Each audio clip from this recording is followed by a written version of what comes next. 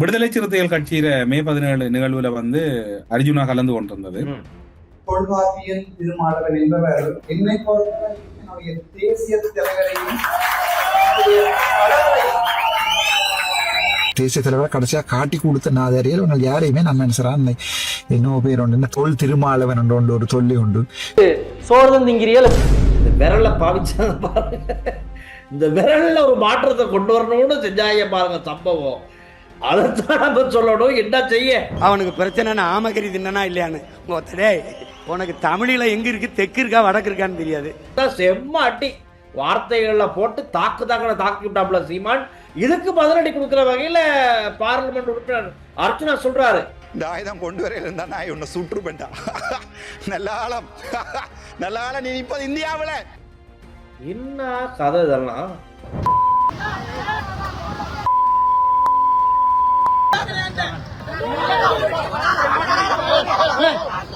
பிணத்தின்னி கழுகுகள் இந்த பிணங்களை வைத்தாவது நாங்க அரசியல் செய்யணும் அப்படிங்கிற இருக்கக்கூடிய தேவைக்காக வந்து கொலைச்சிட்டு போனவங்க தான் இவங்க. விமல் வீரவன்சமுக்கு அஞ்சலி செலுத்த முடியாதா? வெட்கம் வெட்கம். இப்படி ஒரு அடுத்த ஜெனரேஷனுக்கு இப்படி ஒரு பிழையான முன்னுதாரணத்தை கொண்டு போகாது விடுங்க. ஆனா எது எப்படியோ ஆளுக்கு பிழைக்க போகுது.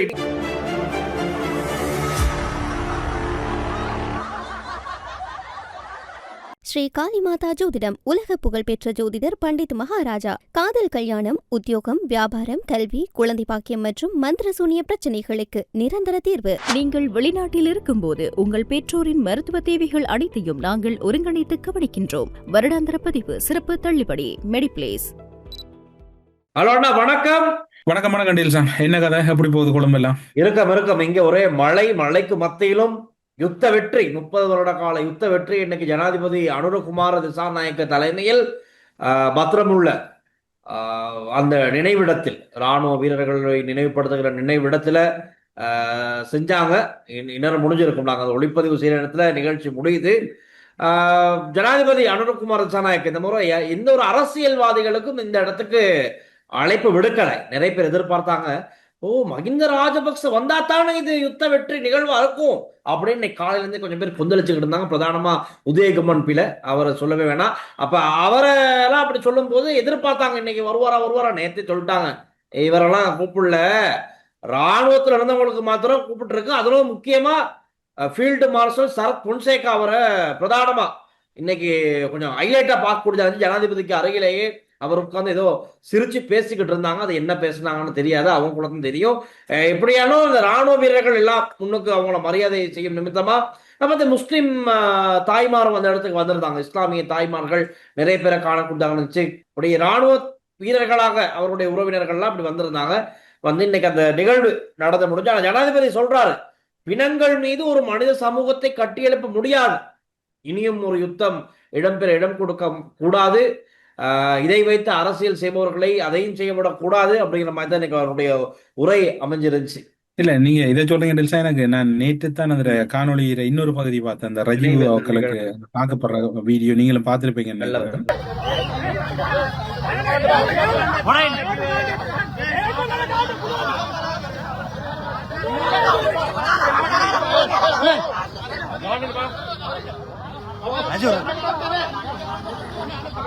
நான் அந்த இடத்துல இருந்தேன். என்ன ஐயோ, அந்த என்ன சொல்லுங்க, அந்த எனக்கு கஷ்டம். அது என்ன இது, நானுடைய செய்திகளுக்கு பல தான் சொன்னால், இந்த போர் வெற்றி விழான்னு நீங்க கொண்டாடுறது வந்து ஒரு நாட்டுக்குள்ள இன்னொரு நாடு இருக்குன்றதை நீங்க அங்கீகரிக்கிறீங்க. உங்களோட மக்கள்னா நீங்க அதை செய்ய மாட்டீங்க. ஒரு செரமனியை செய்து போயிருங்க. உங்களோட மனநிலை இன்னும் மாறல. நேற்று பாருங்க, விமல் வீரவன்ச அப்படி ஒரு என்ன சொல்லுங்க, உதய கம்பன் பிள்ளை, விமல் வீரவன்ச, சரத் வீரசேகர, மற்ற நேரம் ஒரு பௌத்த துறவியர் வரும் அந்த இடத்துல. இது மிக மோசமான ஒரு சூழ்நிலையா தான் இருக்கு. அவன் வந்து சிங்கள ராவை அமைப்பு தெரியும். சரத் வீரசேகரோடு அவருடைய வழிகாட்டுதல்ல நடக்கிற ஒரு டீம் தான் அவங்க. அவர் நேற்று வரல, இருந்தாலும் இந்த டீமை அனுப்பி வச்சுட்டு அவர் நினைக்கிற வீட்டுல இருந்து டிவியில நிகழ்ச்சி பார்த்துக்கிட்டு இருந்திருப்பாரு. செய்திகள் எல்லாத்திலையும் வந்து இவங்க பயன்படுத்தின வார்த்தைகள் எல்லாமே நான் நேற்று நியூஸ் இன்சைட்ல கூட அதை விவரமா பேசியிருந்தேன். ரொம்ப ஆபாசம். அங்க வந்திருந்த பெண் பிள்ளைகள் பார்த்து கேள்விகள் இருக்கே, ஐயோ சரியான அது நம்மட ம். லங்காஸ்ரீ எங்கட டிவி முகநூல் பக்கத்துல இருந்து நான் உங்கள்ட்ட உடனே ஃபோன் பண்ணிக்கிட்டே நீக்கிட்டாங்கட்டு. பிறகுதான் பார்த்தா அந்த காணொளி என்ன சொல்ற அப்படி கூட அப்படி ஒரு மோசமான இருந்தது. ம். பேச்சுக்கள் ஐயோ கடவுளே! ரொம்ப இப்படி ஒரு நான் மோசமான நினைப்பேன் செயற்பாடுகள், அவங்க உடல் அசைவுகள், அந்த அதெல்லாம் அடையாளங்களை காண்பிச்சுக்கிட்டு ரொம்ப ஆபாசமாவும் அருவருக்கத்தக்க வகையில் அவங்களுடைய செயற்பாடுகள் அமைஞ்சிருச்சு.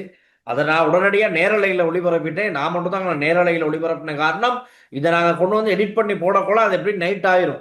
உடனே அந்த இடத்துல என்ன நடக்குது அப்படிங்கிறத உலக மக்களுக்கு, உலக தமிழ் பேசும் மக்களுக்கு உடனடியாக கொண்டு போய் சேர்க்க வேண்டிய ஒரு மிகப்பெரும் கடமை எங்களுக்கு இருக்கிறது.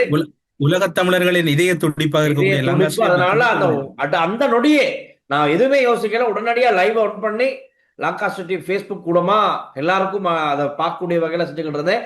இறுதியில தான் இந்த நிகழ்வு முடிஞ்சு போகும்போது ஃபாதர் லயனல் ஒருத்தர், அவர் பலஸ்தீனுக்காக ரொம்ப ஆதரவா பேசுற ஒருத்தர், தமிழ் இனத்துக்காக பேசுற ஒருத்தர், அவரு அந்த தமிழ் மக்கள், உயிரிழந்த தமிழ் மக்களுக்காக தொடர்ந்தும் பேசி வருவார். அவரை ஆபாசமா ஏச்சுக்கிட்டு முன்னுக்கு பாயிர நேரம் சிங்கள ஊடகவியலாளர் தரிந்து இடையில வாராரு. அவருடைய கழுத்தை இந்த கூட்டத்துல இருந்த மதுபாசனங்கிறவர் வந்து கழுத்தை பிடிச்சோன்னு தான் இந்த இடத்துல கைகலப்ப ஆரம்பிக்குது. உடனே ரஜீவ் பாஞ்சி அது எப்படா நீ எங்களை மேல கை வைப்பா அப்படின்னு அவரு கேட்க தாக்க அப்படியே கைகலப்பாகிருச்சு. இறுதியில போலீஸார் அந்த காணொலியில ஒரு சில பகுதிகளை நீங்க பாருங்க மக்கள், என்ன நீங்க பார்க்க வேணும். இந்த மனநிலை இப்ப அனுரையில கிட்டத்தட்ட தென்னிலங்கையில 6 தான் வந்தாலும் அந்த நிலையில, அந்த சூழ்நிலையில அந்த முரண்பட்டவர்கள வயதை பாருங்க. இளவயதுடையவர்கள், பெரிய வயதாக்கள் இல்ல டெல்சன். இப்ப இளவயது, அதாவது யங் ஜெனரேஷன் கூட அந்த சேஞ்ச் இல்லாம இருக்குது இல்லையா? இப்படிதான் நாங்க நானும் அந்த இடத்துல உள்ள சொல்லி ஆகணும், இது ஒட்டுமொத்த சிங்கள மக்களுடைய நிலைப்பாடு இல்லை, அதுதான் சொல்லி ஆகணும். இது அரசியல் ரீதியா இருக்க அரசியல் செய்யணும், இதை வச்சாவது நாங்க ஏதாச்சும் ஒரு அரசியலை செய்யணும் அப்படிங்கிற பிணந்தின்னி கழுகுகள் இன்னும் இருக்கு. அரசியலையும் இருக்கு ஒரு சில இந்த பிணங்களை வைத்தாவது நாங்க அரசியல் செய்யணும் அப்படிங்கிற இருக்கக்கூடிய தேவைக்காக வந்து குலைச்சிட்டு போனவங்க தான் இவங்க. அதை நான் சொல்லியாகும். ஏன்னா தெரியும் இந்த ஆட்கள் யாரு, இதுக்கு போதே இவங்களுடைய பின்புலம் என்ன, பின்னணி என்ன, என்னென்ன இஷ்யூஸுக்கெல்லாம் இவங்க வந்திருக்கானுங்க, இவங்களால என்னென்ன இஷ்யூஸ் கிரியேட் பண்ணப்பட்டிருக்கு எல்லாம் தெரியும் தானே.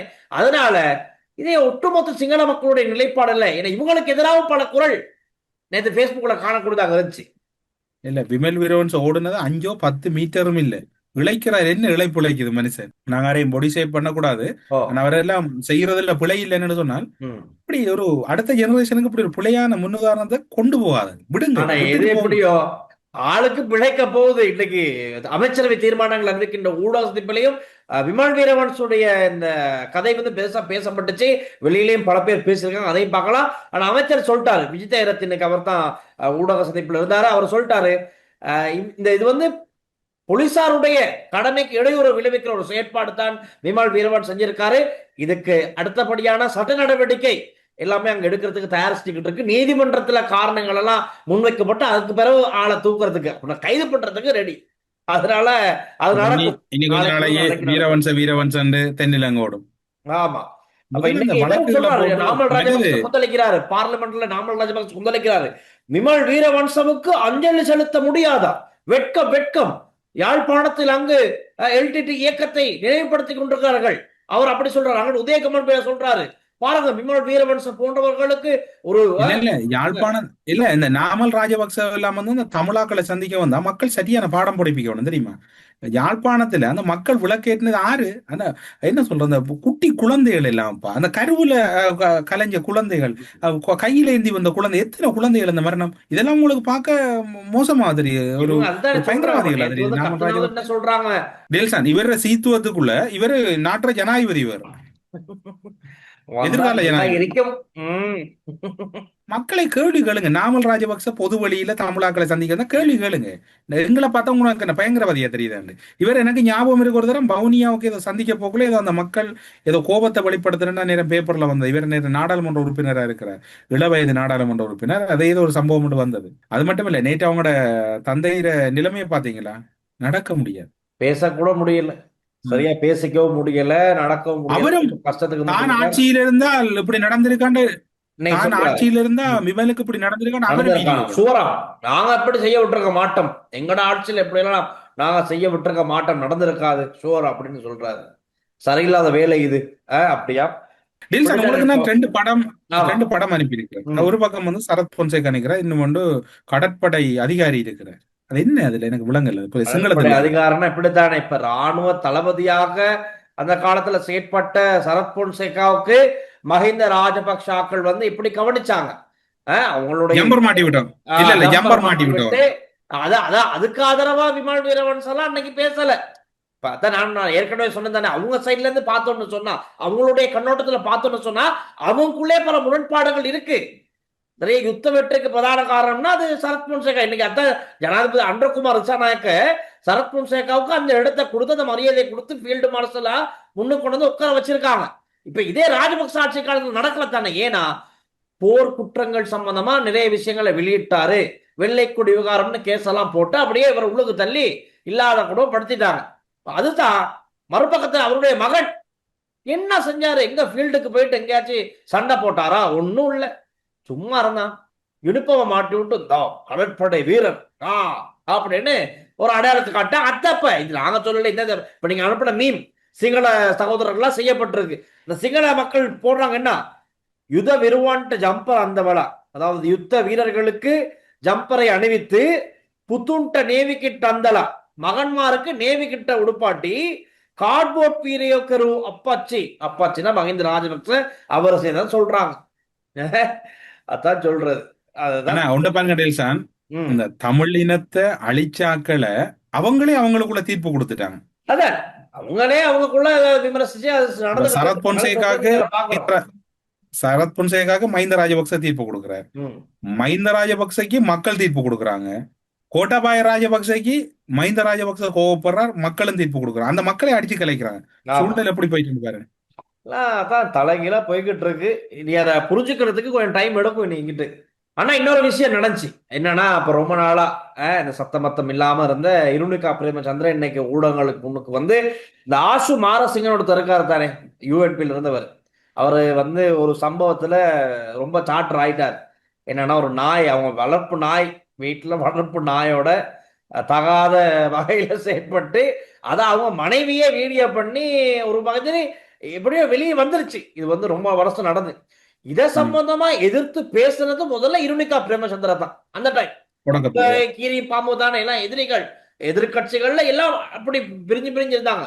இன்னைக்கு என்ன ஆச்சரியம் அதிசயம் பாருங்க, இவங்க எல்லாம் ஒன்னா சேர்ந்து அரசாங்கத்துக்கு எதிராக பேசுறாங்க. என்ன சொல்றாங்கன்னா, இப்ப இது வந்து சமாதானம் ஆகிட்டாங்களா. இன்னைக்கு என்ன சொல்றாங்க, இந்த வீடியோ வந்து ஒரு கிராபிக்ஸ் முறையில இது வந்து செய்யப்பட்டிருக்கு போல, அதனால நாங்க அதை வாபஸ் வாங்கிக்கிறோம் மாதிரி இவங்களாம் வாபஸ் வாங்கி இப்ப சமத்தேட பத்துனா அப்படின்னா அவங்க சமாதானமா போயிட்டாங்க இரு தரப்பு. என்ன பாருங்க கொடுமை, காலம் எவ்வளவு வேகமா சுத்துது. அவர் அந்த கால பகுதியில் அவரே சொல்லி இருந்தாராக்கும், இதை அந்த அவர் மீது முறைப்பாடு கொடுத்திருந்தோம். அதனால சத்தியமா அதெல்லாம் வந்து எந்த எடிட்டும் இல்லை. அதனால பார்த்து அந்த வீடியோவை படுக்கேவலமான ஒரு செயற்பாடு, அதெல்லாம் கதைக்க கூடாது. ஒரு வளர்ப்பு சின்ன நாய், அது மிட்சுபிஷி நாய், அது சின்ன, ஐயோ கடவுளை போ கதைச்சாலும் தப்பாயோ. அப்பா அதை எதிர்ப்பு தெரிவிச்சு படு கேவலமா அப்படியெல்லாம் பேசுற இருணுக்கா இன்னைக்கு என்ன சொல்றாங்கன்னா, அவங்களாம் சமாதானம் ஆகிட்டாங்களா, எல்லாம் ரைட் ஓகே ரைட் நான் வாபஸ் வாங்கிட்டு ரைட் ஓகே. இன்னைக்கு என்ன சொல்றாங்கன்னா, ரணில்னு கத்துனது போல இவங்க தான் ரணில் விக்ரமசிங்கவுக்கு எதிராக அவங்க வீட்டு ஃபிளவர் ரோட்ல போயிட்டு கத்துனது ரணில்னு கத்துனாங்க. அது வந்து இன்னும் ஹைலைட். அந்த கேஸ் சினிமாவுக்கு இருக்குது நினைக்கிறேன். இன்னும் இருக்கு, அது திடீர்னு வர எடுப்படுது. இப்ப இப்ப சொல்றாங்க ரணில்னு கத்துன நாங்க இனி அனுரன்னு கத்த ரெடியா போறாங்களா இவங்கெல்லாம் சேர்ந்து, ஆசுமாரசிங்க இருணிகா எல்லா சைடும் சேர்ந்து அனுரக்கு எதிராக கத்த வேண்டிய காலம் வருதா, முன்னுக்கு கத்துவாங்களாம். சரி, எல்லாரும் தயாராங்க, எல்லாரும் உண்டாகுங்க. ஆனா அவ என்ன இப்ப அவ எஸ்ஏபி எல்லாம் இருக்கிறா இல்லையா? ஆமா, அவங்க எஸ்ஏபி. அதான் இப்ப இதெல்லாம் தெரியுது, யூஎன்பி எஸ்ஏபி எல்லாம் சேர போகுது. ஒன்னும் அந்த கேஸ் எல்லாம் இப்பவே எல்லாம் சமாதானமாகி ஒன்னும் சேர போறாங்க. நேற்று இந்த முள்ளிவாய்க்கால் நினைவு நாள்ல ஒரு விடயம், நேற்று நாம் தமிழர் கட்சியுடைய தலைமை ஒருங்கிணைப்பாளர் சீமான் அவர்கள தலைமையில பெருமன்னிக்கையான மக்கள், நீங்க இந்த வீடியோல பார்க்கலாம். குடிக்கிற நாய் இங்க வந்து குலைச்சிக்கிட்டு இருக்கு ஒரு நாய். அது அவனுக்கு அவனுக்கு அவனுக்கு பிரச்சனைனா ஆமகரி தின்னா இல்லையான்னு ஒத்த டேய் உங்களையெல்லாம் டேய் நாயே உனக்கு தமிழில் எங்கே இருக்கு தெற்கு இருக்கா வடக்கு இருக்கான்னு தெரியாது. என் தலைவன் நின்ன திசை தெரியாது. நாய் ஆடு ஆடு இப்போ தான் இருக்கு. ஒரு 6 மாதம் 7 மாதம் கழிச்சு உள்ள வந்திருந்தீன்னு வச்சுக்க, தப்பிச்சு போ. ஆமக்கறி திண்டாரா இல்லையா? ஏன்னா அவ்வளவு பெரிய பன்னாட்டு குற்றமாடாது. இந்த அதாவது தமிழ்நாட்டுல வந்து தொடர்ச்சியா 2009 பிறகு மே 18 நாளா இருக்கலாம், மாவீரர் நாளா இருக்கலாம், வெகு அந்த என்ன சொல்ல வெறும் எழுச்சியோட செய்யக்கூடிய ஒருவராக தான் நாம் தமிழர் கட்சி இருக்குது. இந்த காணொளிகளை நீங்க இப்ப பார்க்கலாம். இந்த நாம் தமிழர் கட்சியில நடந்த கூட்டம், மக்கள், கணிசமான மக்கள் தீபங்களை நீ கொண்டு அதுல இருந்தது. ஆனால் அவர் என்ன சொல்ற ஒரு அணித்தரமான ஒரு கருத்தையும் வைத்தியர் அர்ஜுனாவை நோக்கி அவர் வச்சிருந்தார். அந்த விமர்சனங்கள்ல நீங்களும் பார்த்திருப்பீங்க நினைக்கிறேன் இல்லையா? அந்த காணொளி பார்த்தேன். அவருடைய ஒட்டுமொத்த ஸ்பீச் ஹைலைட் ஆனது இலங்கையிலிருந்து சென்று தமிழக முதலமைச்சர் விஜய பார்க்கணும்னு தலைமை செயலகத்தையும் சுத்தி வந்த இலங்கை பார்லிமெண்ட் உறுப்பினர் ராமநாதன் அர்ஜுனாவுக்கு தான் செம்ம அட்டி வார்த்தைகள்ல போட்டு தாக்கி விட்டாப்ல சீமான். அப்போ அதுதான் இன்னைக்கு எல்லா இடமும் வீடியோ போகுது. அப்பா சான்ஸே இல்லை. ஆனா இன்னைக்கு இதுக்கு பதிலடி கொடுக்கிற வகையில பார்லிமெண்ட் உறுப்பினர் அர்ஜுனா சொல்றாரு, சொல்லியிருக்காரு என்னன்னா, அண்ணன் எனக்கு இலங்கையிலிருந்து இந்தியாவுக்கு துப்பாக்கி கொண்டு வர முடியாது, கொண்டு வந்தவங்க சுட்டு போட்டிருப்பாராம். அண்ணே நல்ல நீங்க இந்தியாவில் நான் இந்தியாவுக்கு வரைக்கலன்னா ஆயுதம் கொண்டு வர இயலாது. இந்த ஆயுதம் கொண்டு வர இருந்தா நான் உன்னை சுற்றுப்பேன்டா. நல்ல நீ இப்ப இந்தியாவில் என்ன கதை இதெல்லாம்? இல்ல இதெல்லாம் என்ன பொறுத்தவரை இதெல்லாம் ஒரு என்ன சொல்ற இந்த இதெல்லாம் தென்னிலங்கை அரசாங்கம் வேடிக்கை பார்த்து கொண்டு இருக்காங்க. அதுல பிரச்சனை இப்ப இலங்கையில இருந்துகிட்ட ஒரு பார்லிமெண்ட் உறுப்பினர் இல்ல, நம்ம யாரையும் குத்தம் சொல்லக்கூடாது, இந்த விரலை பாவிச்சாங்க பாருங்க, இந்த விரல்ல ஒரு மாற்றத்தை கொண்டு வரணும்னு செஞ்சாங்க பாருங்க சம்பவம். அதைத்தான் நம்ம சொல்லணும். என்ன செய்ய 21,000 ஓட்ஸ் விழுந்தனால ஒரு நடந்த சம்பவம், அதை பத்தி பேசி பிரயோஜனம் இல்லை. கடைசியில தமிழக முதலமைச்சரை பார்க்க போனவங்க சாரி சேட்டெல்லாம் வாங்கிட்டு வந்தது விமான நிலையத்தில் யாரோ மொட்டை பிடிச்சி போட்டிருந்தாங்க. அந்த மொட்டோவை போய்கிட்டு இருக்கு. எப்படியோ ஷாப்பிங் எல்லாம் செஞ்சுட்டு வந்தவர் சொல்றாரு, என்னுடைய விஜயம் மிக முக்கியமான ஒரு பயணமாக அமைந்திருக்கு, ஒரு வெற்றி பயணமாக அமைஞ்சிருக்கு. ஏதோ நானே அரசாங்கத்துல இருந்து ஒரு அமைச்சரை போயிட்டு பேசிட்டு வந்த மாதிரி தான். யாராப்பா நீங்களாம்? பல உடன்படிக்கை எல்லாம் போட்டு ரைட், இனி எந்த விதமான பிரச்சனை இல்லை, முடிச்சுட்டு வந்த மாதிரி தான் கதை. எதிர்த்தரப்புல இருக்க ஒரு சுயேட்சை கட்சி விஜய பார்க்கணும் போயிட்டு வந்துட்டு முதலமைச்சர் பார்க்கல, கடைசி வரைக்கும் பார்க்க கிடைக்கல. அவரும் பார்க்க விரும்பலையோ தெரியாது. ஏன்னா சோசியல் மீடியாவில சர்ச் பண்ணி பார்த்திருப்பாரு. இது சாதாரண கேஸ் இல்ல.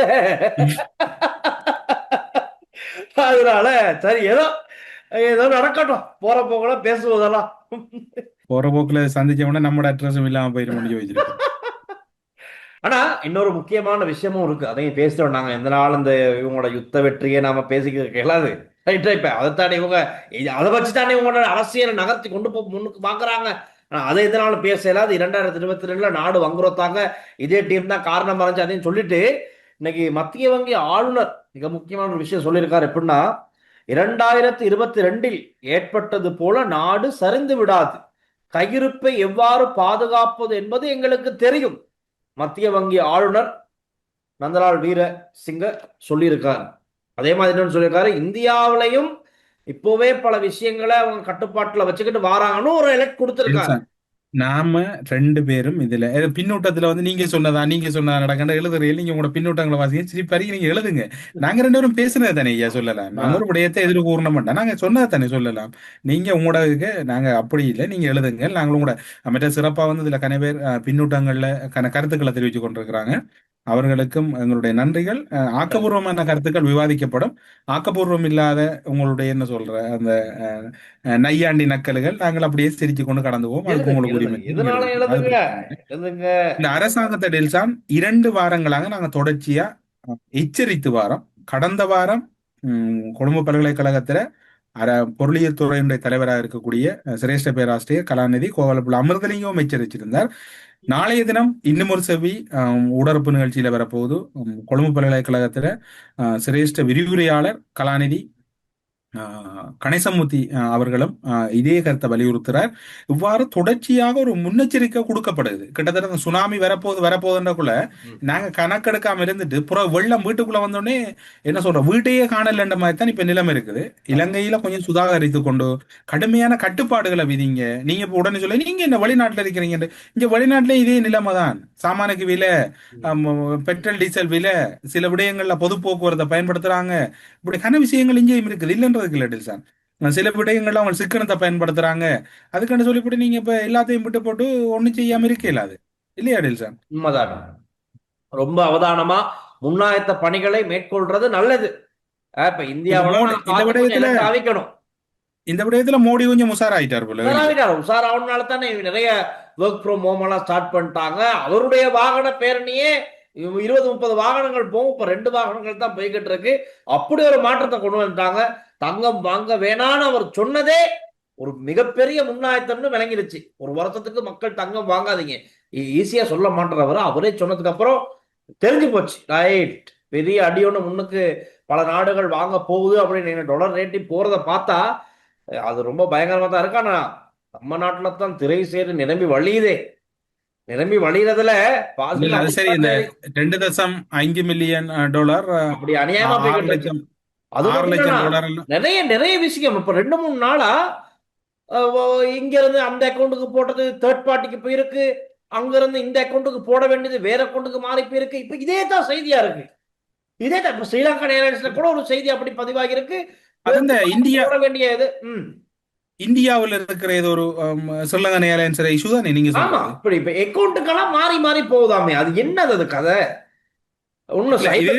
பிரச்சனையா? அது சரியா உறுதி இதுல வந்து நடக்குது.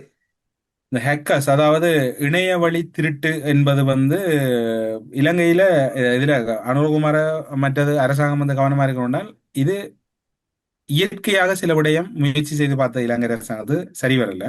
இப்ப செயற்கையா சில விடயங்கள் ட்ரை பண்ணப்படுது. இதுல இலங்கையில இருக்கக்கூடிய எதிர்கட்சியில இருக்கக்கூடிய மிக முக்கியமான நபர்கள் ஈடுபட்டிருக்கிறாங்க. சரியா? இந்த ப்ரோக்ராம் எலிமெண்ட் ஒரு நிமிஷம் சிங்களத்திலையும் சொல்ல பாருங்க. சரியா? இதுல இலங்கையில் இருக்கக்கூடிய கட்சிகள், குறிப்பா இது வந்து நைஜீரியா போன்ற நாடுகள் அல்லது அரபு நாடுகள்ல தான் இதுல மெயின் ஹேக்கர்ஸ் இருக்கிறாங்க. நைஜீரியாவில் இதுல எக்ஸ்பர்ட் இருக்கிறாங்க, போன்ற நாடுகள்ல அதுல வச்சு செய்யறாங்க. இந்த இடத்துல வந்து இலங்கையில் இருக்கக்கூடிய சில அரசியல் புள்ளிகள் இதுல ஈடுபடுவதற்கான வாய்ப்பு இருக்கு. இயற்கையா சில விடயம் ட்ரை பண்ணப்பட்டது. அரசுக்கு எதிரான போராட்டம், அரசுக்கு எதிரான செயற்பட எல்லாம் சக்சஸ் ஆகலன்னே இலங்கையில் அந்த என்ன சொல்ற அந்த ஃபைனான்ஸ் சிச்சுவேஷனை வந்து கீழே கொண்டு வரணும். ஃபைனான்ஸ் சிச்சுவேஷன் முழுமையா கீழே வந்து அந்த கை இறங்கும் என்றால் இலங்கை இப்ப பாருங்க, இப்ப மெல்ல மெல்ல மெல்ல மெல்ல மெல்ல டாலர், யூரோ, பவுண்ட்ஸ், மற்றது பிராங்க் எல்லாம் ஏறிக்கொண்டிருக்குது.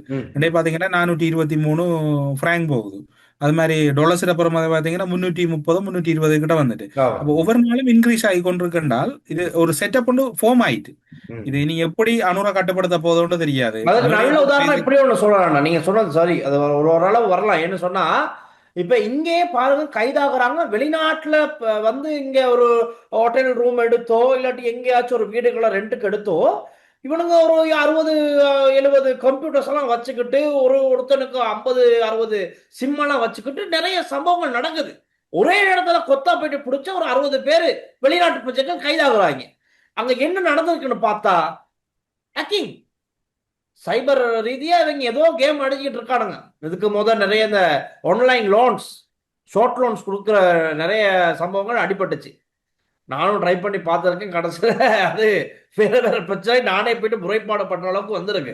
அப்ப இப்ப அது குறைஞ்சி வெவ்வேறு வழிகள்ல இணைய ரீதியா எப்படி எல்லாம் பணத்தை சுரண்ட முடியுமோ, திருட முடியுமோ இருக்கு. கடந்த வாரமும் கொழும்புல 64 பேர் கைதாகி இருக்காங்க. இலங்கை வந்து இந்த இடத்துல பல இடங்கள் இருக்கு. இல்ல, எங்களுக்கு வந்து இலங்கை அரசாங்கம் மீது கடுமையான அதிருப்திகள் இருக்குது. ஆனா அதுக்கண்டு ஒரு விடயத்தை செய்யாத ஒரு குற்றத்தை பாதிக்கப்படக்குள்ள நாங்க பார்த்துட்டு இருக்கல. அது இலங்கை அரசாங்கம் இதுல கவலை ஈனமா இருக்கிறாங்க.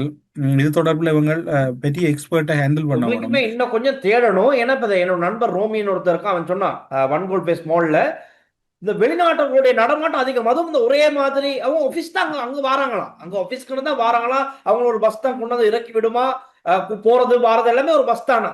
என்ன தொழில் செய்யறாங்கன்னு தெரியல. அவங்க நினைச்ச மாதிரி டிஷர்ட்லாம் டிசைன் எடுத்துக்கிட்டு வருவாங்களா, ஹேர் ஸ்டைல்லாம் கொஞ்சம் வித்தியாசமா இருக்குமா. ஒரு ப்ரொஃபஷனலா தொழிலுக்கு போறோம்னா ஒரு டீசெண்டா போவாங்க தானே. இந்த டீம் அப்படி வராதான், கொஞ்சம் வித்தியாசமா இருக்குமா. அப்ப பாருங்க, இவங்க இது இந்த மாதிரி சந்தேகங்கள் இருக்கு. என்ன செய்யறாங்க, ஏது செய்யறாங்கன்னு ஒண்ணும் விளங்குதில்லை. வெளிநாட்டு பிரஜைகள்லாம் இங்க வந்து இங்க இருக்க மக்கள் முதல்ல வந்து கொழும்பு, கம்பகா மாவட்டங்கள் முழுமையா சல்லடை போட்டு தேடுதல் நடத்தவனும். வெளிநாட்டவர்கள் முழு பேரும் அதாவது டூரிசா வராக்களை கழிச்சு இருக்கிறார்கள். அதாவது ஒரு வெளிநாட்டவர் வந்தா சட்டத்திட்டங்களை கடுமையாக இருக்க, அதாவது டைப் பண்ணவனும். அதாவது இப்ப வெளிநாட்டு சுற்றுலா பயணி ஒரு ஆள் வந்தா அவர் என்னென்ன விடயம் பாஸ்போர்ட் இருக்கணும், அவர்கிட்ட என்னென்ன இருக்கணும், அவரை இந்த விடயங்கள் அரசு கொஞ்சம் கவலையினமா இருக்கும்னு சொன்னால் விலை கொடுக்க வேண்டி வரப்போகுது. கட்டாயம். அதே மாதிரி மக்களும் ரொம்ப பாதுகாப்பா இருக்கணும். இந்த சைபர் ரீதியான ஹேக்கிங்ஸை அதெல்லாம் சம்மந்தமா கொஞ்சம் அவதானமா இருக்கணும், தெளிவா இருக்கணும். உங்களுடைய ஓடிபிஸ் பாஸ்வேர்ட்ஸ் எல்லாம் கண்ட இடங்கள்ல பதிவு பண்ணாங்க, அதுகள் ரொம்ப சீக்கிரட்டா வச்சுக்கோங்க. உங்களுடைய ஏடிஎம் கார்ட்ஸ் அதுகள் ரொம்ப கவனம். இணையதளத்துல நீங்க எங்க பதிவு பண்ணாலும் உங்களுடைய ஏதாச்சும் ஆன்லைன் கொடுக்கல் வாங்கல்கள் செய்யும் போது ரொம்ப அவதானமா இருக்கணும். இந்த காலகட்டங்கள் அரசாங்கத்தினுடைய பணமே மில்லியன் கணக்கில் போய்கிட்டு இருக்கு. நாம் உங்களுடைய பணமெல்லாம் ஜுஜுப்பி எடுத்து தின்னுட்டு போயிருவாங்க. கவனமா இருக்கு. விடுதலை சிறுத்தைகள் கட்சியில மே 17 நிகழ்வுல வந்து அர்ஜுனா கலந்து கொண்டிருந்தது. அந்த அர்ஜுனா கலந்து கொண்டு அவங்க அதுக்குரிய கௌரவம், அதாவது ஈழத்தமிழர் என்ற வகையில அவங்க கொடுத்தவங்க. ஆனா இதே அர்ஜுனா முதல் என்ன கதைச்சிருக்காருன்றதை நான் சொல்லல, நீங்க பாருங்க. தொல்காப்பியன் திருமாவளவன் என்பவர் உங்களை பொறுத்தவரைக்கும் உங்களுடைய தலைவர், என்னை பொறுத்தவரைக்கும் என்னுடைய தேசிய தலைவரையும்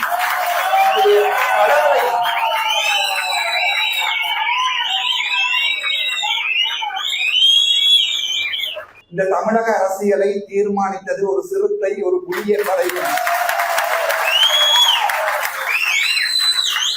அரசியல்வாதி புல்லுருவியல் வைகோ இந்த கணக்கு பேர்லாம் தெரியாது. இவங்க தேசிய தலைவர் கடைசியா காட்டி கொடுத்த நாதாரியில் இவங்க யாரையுமே நம்ம என்ன என்னோ பேர் உண்டு. என்ன தொல் திருமாவளவன் ஒன்று ஒரு சொல்லி உண்டு. தொல் திருமாவளவன் ஒன்று ஒரு சொல்லி உண்டு. தொல் திருமாவளவன் ஒன்று ஒரு சொல்லி உண்டு. இப்படியான கேஸுகளை நான் இந்த அரசியல்ல இப்ப அவங்களை பற்றி கதைக்கவே நான் விரும்பல. அந்த சட்டமாதிவு திணைக்களம் தொடர்புல ஒரு கருத்தும் அங்க நிலவி கொண்டிருக்குது. என்னன்னா, இந்த தேரர் யாரு தேரர்னா பல்லேகம ஏமரத்தின தேரர் சம்பவம் தெரியும் தானே. நாங்க எல்லாமே அதை தெளிவா பேசிட்டோம். திரும்பி பாலியல் ரீதியாக துஷ்பிரயோகத்துக்கு உட்படுத்தப்பட்டிருக்காங்க இந்த தேரரால. பெயர் போன ஒரு தேரர் அப்படின்னா சம்பவம் ஒரு 3 வருஷத்துக்கு முதல் நடந்திருக்கு. 3 வருஷத்துக்கு முதல் நடந்து சத்தம் இல்லாம இருந்திருக்காங்க. இது ஏதோ ஒரு வகையில தான் இந்த சிறுமியை இப்ப அதை வெளியே சொல்லியிருக்காங்க, ஒரு இடத்துல சொல்லியிருக்காங்க. அவங்க மூலமா சட்டரீதியான நடவடிக்கை எடுக்கப்பட்டு இப்ப வழக்கு போய்கிட்டு இருக்கு. தேரர் அதாவது 22ஆம் தேதி இந்த வழக்கு விசாரணைக்கு எடுத்துக்கொள்ளப்பட இருக்குது அனுராதபுரம் நீதிமன்றத்தில். அப்போ 22ஆம் தேதி தேரர் அங்க முன்னிலை ஆகணும். ஏன்னா அவங்க லாஸ்ட் ஹியரிங்ல அவர் வந்து முன்னிலை ஆகல. இவருக்கு எதிர்ப்பு தெரிவித்தும் சட்டமாதிபர் திணைக்களத்துக்கு இப்ப விசாரணை அதிகாரிகள் எல்லாம் ஃபுல் ஆவணங்களையும் சமர்ப்பிச்சுட்டாங்க. இனி குற்றப்பத்திரிகை தாக்கல் செய்ய மட்டும் தான் இருக்கு. அது தாக்கல் செய்யப்படுமா இல்லையாங்கிறது சட்டமாதிபர் திணைக்களம் தான் முடிவு பண்ணணும். உடனடியாக உரிய ஆக்ஷன் எடுங்க அப்படின்னு இன்னைக்கு சட்டமாதிபர் திணைக்களம் முன்பாக சிவில் செயற்பாட்டாளர்கள் நிறைய பேர், இளம் ஊடகவியலாளர்கள் எல்லாம் ஒன்றிணைந்து ஒரு ஆர்ப்பாட்டத்தை முன்னெடுத்திருந்தாங்க. அந்த ஆர்ப்பாட்டத்தை நாங்க பார்க்கலாம். அதே மாதிரி சரோஜா சாவித்ரி போல்ராஜ் அவங்க சொல்றாங்க, அமைச்சர் பல்லேகம ஏமரத்தின தேரர் விவகாரத்தில் அனைத்து அதிகாரிகளும் சட்டத்திற்கு ஏற்ப செயற்படுகின்றார்கள் அப்படின்னு சொல்லியிருக்காங்க. அதே மாதிரி புலம்பெயர் உறவுகள் நிறைய பேர் என்ன தொலைபேசி அழைப்பு மூலமா சொல்லியிருந்தாங்க, அந்த சிறுமிக்கு ஏதாவது வகையில் உதவணும், நாங்க தயாரா இருக்கோம், அது நிச்சயம் சொல்லி ஆகணும். சட்ட ரீதியான உதவிகளை நாங்க வழங்க தயார். ஏன்னா முதல்ல தகவல் என்னன்னா, தேரருக்கு ஆதரவா சார்பா 20க்கும் அதிகமான சட்டத்தரணிகள் முன்னிலை ஆகியிருக்கிறதாகவும் சிறுமிக்கு சார்பா யாரும் பேசுறதுக்கு இல்ல அப்படிங்கிற தகவல் தான் முதல்ல பதிவானுச்சு. நம்ம பேசி அதுக்கப்புறமா நிறைய பேர் முன் வந்துட்டாங்க. சட்ட ரீதியான உதவிகள் நாங்க செய்யறோம், நாங்க ரெடி அப்படின்னு நிறைய பேர் தொடர்பு கொண்டிருந்தாங்க. ஆனால் தெரிஞ்ச அளவுல ஃப்ரீ லோயர்ஸ் அமைப்பு வந்து தயாராகி இருக்காங்க போல சிறுமிக்கு சார்பா பேசுறதுக்கு. ஸோ 22ஆம் தேதி அது சம்பந்தமான முழுமையான மேலதிக அப்டேட்ஸ் கிடைக்கும். இன்னைக்கு சட்டமாதிபர் திணைக்களத்துக்கு முன்பாக இதை சற்று விரைவுபடுத்துமாறு, தேரருக்கு எதிரான நடவடிக்கை எடுக்குமாறு வலியுறுத்தான் ஆர்ப்பாட்டம் நடந்துச்சு. அப்போ டில்சான் மேலதிகமா எதுவும் இல்லை. ஓகே, நன்றி, வணக்கம்.